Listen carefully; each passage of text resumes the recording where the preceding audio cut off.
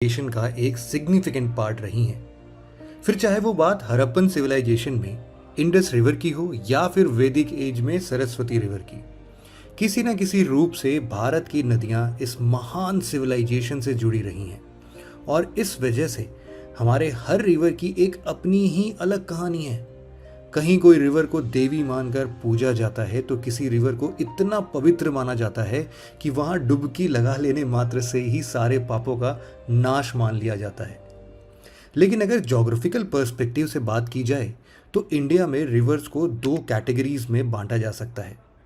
पहला है Himalayan river system और दूसरा है peninsular river system. Himalayan reverse वो रिवर्स हैं जिनका ओरिजिन हिमालयन रेंजेस से होता है।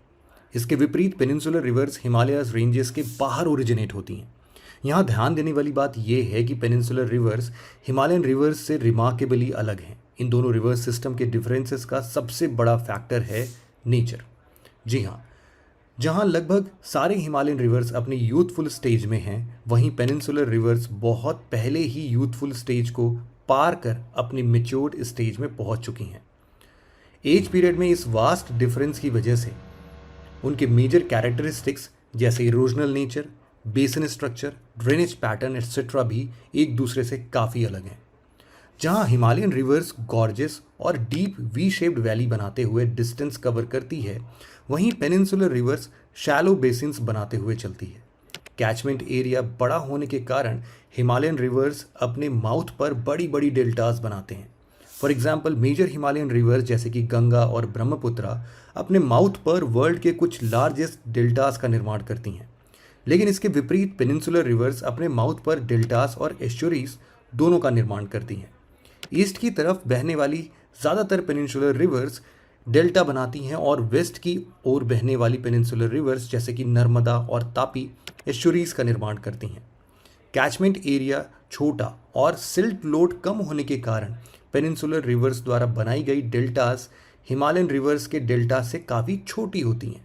हिमालयन और पेनिनसुलर रिवर्स के बीच एक और मेजर डिफरेंस ये है कि हिमालयन रिवर्स यूजुअली लंबी दूरी ट्रैवल करती हैं और पेनिनसुलर रिवर्स के कोर्स छोटी दूरी वाली होते हैं। पेनिनसुलर रिवर्स में गोदावरी, महानदी, कावेरी, कृष्णा, नर्मदा एट्सेट्रा कुछ प्रोमिनेंट रिवर्स हैं। पेनिनसुलर रिवर्स को ईस्ट फ्लोइंग और वेस्ट फ्लोइंग रिवर्स में फर्दर डिवाइड किया जाता है, यानी जो बे ऑफ बंगाल में जाती हैं उन्हें ईस्ट फ्लोइंग और जो अरेबियन सी में ड्रेन होती हैं उन्हें वेस्ट फ्लोइंग रिवर्स कहा जाता है। सबसे पहले हम शुरुआत करेंगे पेनिनसुलर इंडिया की लार्जेस्ट वेस्ट फ्लोइंग रिवर यानी नर्मदा रिवर से। नॉर्थ में विंध्या और साउथ में सतपुरा रेंज के बीच रिफ्ट वैली के थ्रू फ्लो होने वाली ये रिवर अमरकंटक के पास मैकाल रेंज से ओरिजिनेट होती है, जिसे रीवा रिवर के नाम से भी जाना जाता है। नर्मदा के कोर्स की बात करें तो ये छत्तीसगढ़, मध्य प्रदेश, गुजरात और महाराष्ट्र से गुजरती हुई लगभग 1300 किलोमीटर की दूरी तय कर गल्फ ऑफ खंबाट के थ्रू अरेबियन सी में मिल जाती है। नर्मदा रिवर की कुछ मेजर ट्रिब्यूटरीज हिरन, ओरसांग, बारना और कोलार रिवर्स हैं। हमारी famous Jabalpur city Narmada basin में लोकेटेड मेजर अर्बन सेंटर है, जिसे करीब नर्मदा रिवर फेमस धुआंधार फॉल फॉर्म करती है। इसके अलावा मंदार, दारदी और सहस्त्रधारा फॉल्स भी नर्मदा द्वारा फॉर्म्ड कुछ मेजर वाटरफॉल्स हैं। दोस्तों, आपको बता दें, नर्मदा रिवर पर ही कुछ मेजर हाइड्रो पावर प्रोजेक्ट्स भी लोकेटेड हैं, जैसे माहेश्वर, सरदार सरोवर और इंदिरा गांधी सागर डैम। नर्मदा रिवर के बाद आइए बात करते हैं मुल्ताई रिजर्व फॉरेस्ट में ओरिजिनेट होने वाली ताप्ती या तापी रिवर के बारे में। नर्मदा रिवर के नियरली पैरेलल कोर्स होने की वजह से तापी को नर्मदास ट्विन के नाम से भी जाना जाता है।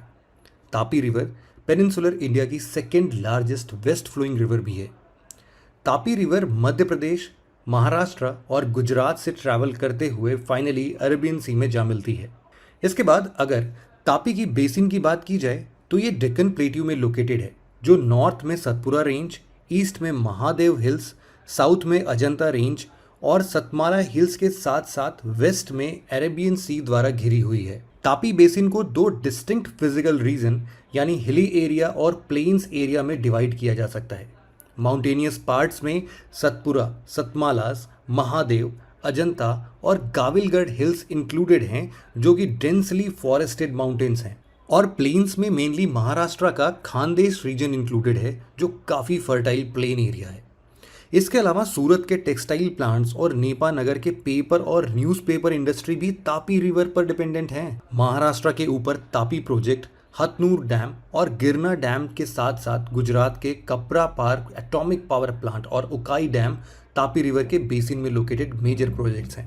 तापी के बाद अब हम बात करेंगे ओडिशा की लार्जेस्ट और पेनिनसुलर इंडिया की थर्ड लार्जेस्ट रिवर महानदी के बारे में। महानदी रिवर छत्तीसगढ़ के रायपुर डिस्ट्रिक्ट के पास सिहावा में ओरिजिनेट होती है और ओडिशा के थ्रू फ्लो होते हुए फाइनली बे ऑफ बंगाल में ड्रेन होती है। महानदी रिवर की कैचमेंट एरिया की बात करें तो ये महानदी छत्तीसगढ़, मध्य प्रदेश, ओडिशा, झारखंड और महाराष्ट्र तक एक्सटेंडेड है। साथ ही महानदी बेसिन नॉर्थ में सेंट्रल इंडिया हिल्स, साउथ और ईस्ट में ईस्टर्न घाट्स और वेस्ट में मैकाल रेंज से बाउंडेड है। रायपुर, दुर्ग और कटक महानदी बेसिन में लोकेटेड इंपॉर्टेंट अर्बन सेंटर्स हैं। ट्रिब्यूटरीज की बात करें तो सेवनाथ, हसदेव, मांड, इब, जोंगकिंग और तेल रिवर्स महानदी की मेजर ट्रिब्यूटरीज हैं। इसके अलावा इंडिया का लॉन्गेस्ट डैम यानी हीराकुद डैम भी इसी रिवर पर बिल्ड किया गया है और रविशंकर सागर, दूधवा रिजर्वॉयर, सोंदूर रिजर्वॉयर, हसदेव बांगो और तंडुला भी महानदी के दूसरे मेजर प्रोजेक्ट्स हैं। आपको बता दें, मिनरल रिच और एबंडेंट पावर रिसोर्स होने के कारण महानदी रिवर बेसिन इंडस्ट्रीज के लिए एक फेवरेबल कंडीशन प्रोवाइड करती है, जिसके कारण भिलाई में iron and steel plant, Hirakud और कोरबा में एल्यूमिनियम फैक्ट्रीज, कटक में पेपर और मिल्क और सुंदरगढ़ में सीमेंट इंडस्ट्रीज लोकेटेड हैं। साथ ही कोल, आयरन और मैंगनीज माइनिंग यहाँ की दूसरी मेजर इंडस्ट्रियल एक्टिविटीज़ हैं। महानदी के बाद अब हम बात करेंगे लार्जेस्ट पेनिनसुलर रिवर यानी गोदावरी के बारे में, जिसे पॉपुलरली दक्षिण गंगा भी कहा जाता है। महाराष्ट्र में नासिक के पास त्र्यंबकेश्वर में ओरिजिनेट होने वाली गोदावरी रिवर कुल 1465 किलोमीटर लंबी जर्नी तय करके बे ऑफ बंगाल में ड्रेन होती है। इस वास्ट डिस्टेंस की वजह से गंगा के बाद इंडिया की सेकेंड लार्जेस्ट रिवर है। ट्रिब्यूटरीज में पेनगंगा, इंद्रावती, प्राणहिता और मंजरा गोदावरी की मेजर ट्रिब्यूटरीज हैं। नॉर्थ में सतमाला हिल्स, साउथ में अजंता रेंज, ईस्ट में ईस्टर्न घाट्स और वेस्ट में वेस्टर्न घाट से बाउंडेड गोदावरी बेसिन महाराष्ट्र, तेलंगाना, आंध्र प्रदेश, छत्तीसगढ़ और ओडिशा के साथ साथ मध्य प्रदेश, कर्नाटका और पुडुचेरी के पार्ट्स तक एक्सटेंडेड है। दोस्तों, आपको बता दें, इंडिया में गंगा और यमुना के बाद गोदावरी को one of the most sacred reverse के नाम से जाना जाता है। नासिक के पास गोदावरी के बैंक्स पर मेजर रिलीजियस फेस्टिवल पुष्करम या कुंभ मेला सेलिब्रेट किया जाता है। नागपुर, औरंगाबाद, नासिक और राजमुंद्री गोदावरी बेसिन पर लोकेटेड कुछ मेजर अर्बन सेंटर्स हैं। इंडस्ट्रीज की बात करें तो वैसे नासिक और औरंगाबाद में ऑटोमोबाइल इंडस्ट्रीज की एक बड़ी संख्या यहाँ लोकेटेड है, लेकिन गोदावरी के बेसिन में located most industries agricultural based industries हैं, जैसे कि rice milling, cotton spinning and weaving और शुगर इंडस्ट्रीज एटसेट्रा। बात अगर इरिगेशन प्रोजेक्ट्स या मल्टीपर्पज प्रोजेक्ट की जाए तो Polavaram irrigation projects, Kaleshwaram, Sadarmath anicut, Inchampalli project और श्रीराम सागर प्रोजेक्ट गोदावरी पर लोकेटेड कुछ इंपॉर्टेंट प्रोजेक्ट्स। गोदावरी के बाद अब हम इंडिया की second largest east flowing peninsular river यानी कृष्णा के बारे में चर्चा करते हैं। आपको बता दें, कृष्णा रिवर का ओरिजिन सह्याद्री में महाबलेश्वर के करीब होता है, जिसके बाद महाराष्ट्र, कर्नाटका, तेलंगाना और आंध्र प्रदेश से गुजरती हुई बे ऑफ बंगाल में ये रिवर मिल जाती है और तुंगभद्रा, मालप्रभा, कोयना, भीमा, घाटप्रभा, येरला, वरना, डिंडी, मूसी और दूधगंगा कृष्णा की मेजर ट्रिब्यूटरीज हैं। पुणे और हैदराबाद इस बेसिन पर बेस्ड दो लार्जेस्ट सिटीज हैं। तेलंगाना स्टेट कैपिटल हैदराबाद एक सिग्निफिकेंट आईटी सेंटर भी है यहाँ पे। इसी रिवर पर बेस्ड पुणे भी है, जहाँ पर हम लोग बड़े बड़े car manufacturing centres, information technology sectors के साथ साथ सिग्निफिकेंट एजुकेशनल सेंटर्स को भी देख सकते हैं। कृष्णा बेसिन पर सिचुएटेड पुणे और हैदराबाद दो मेजर सिटीज हैं, जहां एक तरफ तेलंगाना के स्टेट कैपिटल यानी हैदराबाद आज एक सिग्निफिकेंट आईटी सेंटर बन चुकी है, वहीं दूसरी तरफ महाराष्ट्र में पुणे में ह्यूज कार और इंफॉर्मेशन टेक्नोलॉजी और एजुकेशन सेक्टर भी एग्जिस्ट करता है। इसके अलावा मिनरल रिजर्व्स में अबंडेंट कृष्णा बेसिन के रीजन्स में iron and steel, cement, sugar cane, vegetable oil extraction और राइस मिलिंग की इंडस्ट्रियल ऑपरेशंस हैं। गोदावरी के बाद अब हम बात करेंगे साउथ इंडिया की थर्ड लार्जेस्ट रिवर और तमिलनाडु के लार्जेस्ट रिवर कावेरी रिवर की।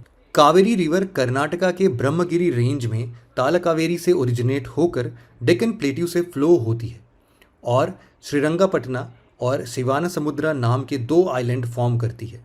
शिवानसमुद्रा आइलैंड पर ही कावेरी रिवर का सेकेंड लार्जेस्ट वाटरफॉल शिवानसमुद्रा फॉल का निर्माण होता है। इसके बाद कावेरी धर्मपुरी डिस्ट्रिक्ट से तमिलनाडु में इंटर करती है और सालेम मेत्तूर से फ्लो होती हुई तिरुचिपल्ली में दो ब्रांचेस में डिवाइड हो जाती है, जिसके नॉर्दर्न पार्ट को कोल्ली डैम और सदर्न पार्ट को कावेरी के नाम से जाना जाता है। फर्दर फ्लो करने के बाद दोनों ब्रांचेस श्रीरंगम आइलैंड फॉर्म करते हुए कन्वर्ज हो जाती हैं और फाइनली 36 डिफरेंट चैनल्स में ब्रांच ऑफ होकर लगभग 765 किलोमीटर ट्रैवल करने के बाद बे ऑफ बंगाल में ड्रेन हो जाती हैं। कावेरी की मेन ट्रिब्यूटरीज में अर्कावती, भवानी, हेमावती, काबिनी, अमरावती और नोय्यल शामिल हैं। दोस्तों, कावेरी बेसिन में लोकेटेड इंडस्ट्रीज की बात करें तो कर्नाटका का कैपिटल और इंडिया का अपना सिलिकॉन सिटी यानी बेंगलुरु कावेरी बेसिन के जस्ट बाहर ही लोकेटेड है और बेंगलुरु को वाटर सप्लाई कावेरी रिवर से ही की जाती है। कोयम्बटूर और मैसूर के कॉटन टेक्सटाइल्स, तिरुचिपल्ली और कोयम्बटूर के सीमेंट इंडस्ट्रीज और मिनरल और मेटल इंडस्ट्रीज इसी बेसिन में लोकेटेड मेजर इंडस्ट्रीज हैं। साथ ही कावेरी के माउथ के पास लोकेटेड हिस्टोरिकल पोम्पुहार टाउन वर्ल्ड का one of the most ancient ports हुआ करता था। तो दोस्तों, ये थी एक ब्रीफ डिस्कशन कुछ मेजर पेनिनसुलर रिवर्स के बारे में। जल्द ही मिलते हैं आपसे अगले वीडियो में एक और नए टॉपिक के साथ। तब तक के लिए जय हिंद।